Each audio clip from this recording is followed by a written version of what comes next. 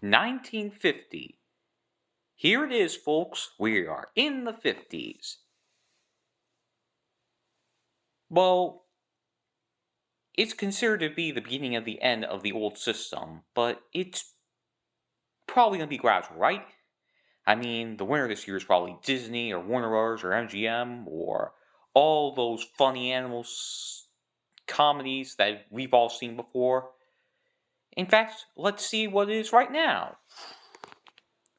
Whoa. Now this is something no one's ever seen before.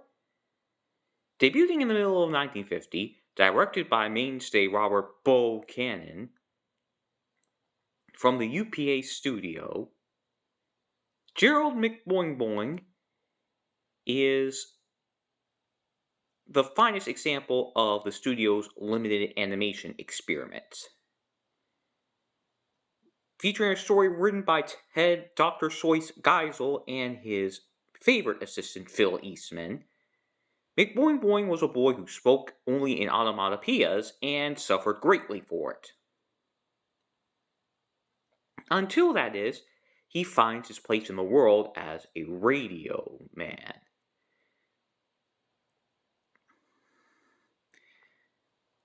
Produced by Steven Bosusta with the great John Hughley supervising everything, the actual direction was handled by a man named Robert Bo Cannon.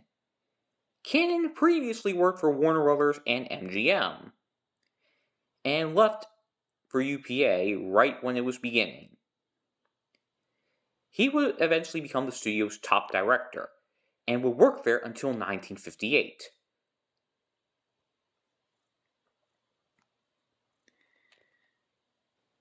Gerald McBoing Boing himself would get 3 sequels, and even a TV series, which was the first piece of primetime animated stuff ever on primetime television, predating even the Flintstones. More on the actual impact of him later, because we will see Gerald McBoing Boing again. But for now, the runner-ups. In second place, we have Jerry's Cousin, a very funny yet nothing out of the ordinary Tom and Jerry cartoon that was, as usual, directed by Hanna-Barbera, produced by Fred Quimby for MGM.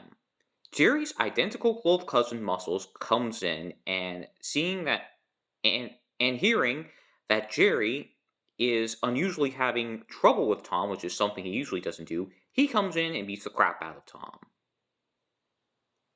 Muscles was voiced by Paul Frees, who is both an MGM and Lance mainstay and is better known for his voice work for Rankin Bass. Yeah, keep pulling, Doc, because this mainstream mouse is surrounded by the innovative UPA style in both first place and third place. Trouble Indemnity, directed by John Hughley and Wilson Pete Burness. This is the first Mr. Magoo cartoon to make it to the awards. His third cartoon overall and the first of his own series, having previously been in 2 entries in the Jolly Frolic series. Mr. Magoo represented a departure from the rest of the Golden Age output and what made UPA unique. Rather than dealing with funny animals, they preferred to deal with humans. Their star character was Mr. Magoo, and his gimmick was he was representative of all those old people back in the day who were blind to progress, represented literally by him being blind and staunchly refusing to acknowledge it. He was initially a very grouchy, paranoid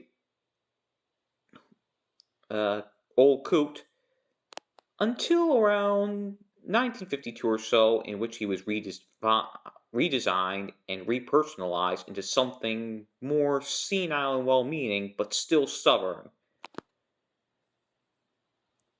This was the first Mr. Magoo cartoon directed by Pete Burness, who would go on to actually define the character. Burness, like Cannon before, had experience with Warner Brothers and MGM, And he was also one of the first people to come to UPA. And he too would depart in 1958. Burness directed the majority of Mr. Magoo cartoons during his stay there. And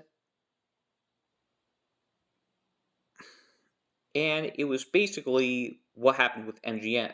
And basically, much of UPA's existence was like MGM's existence, except not on steroids. Yeah, something I gotta talk about with MGM's content. Um, by this point, the Hanna-Barbera unit will direct nothing but Tom and Jerry cartoons until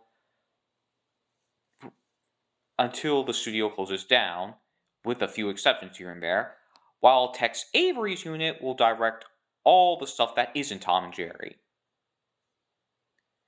Hanna-Barbera had this knack for keeping something that worked and running with it. And that has garnered some criticism ever since. That has garnered some significant criticism because people thought that it kind of robbed Hanna-Barbera of their potential. Though they still had a nice TV career ahead of them. Likewise, Mr. Magoo had most of his shorts dealt by Burness's unit, while Robert Cannon handled the more experimental stuff. But that's it. Happy Mario Day. This is the Man from Wackyland notifying you that was 1950.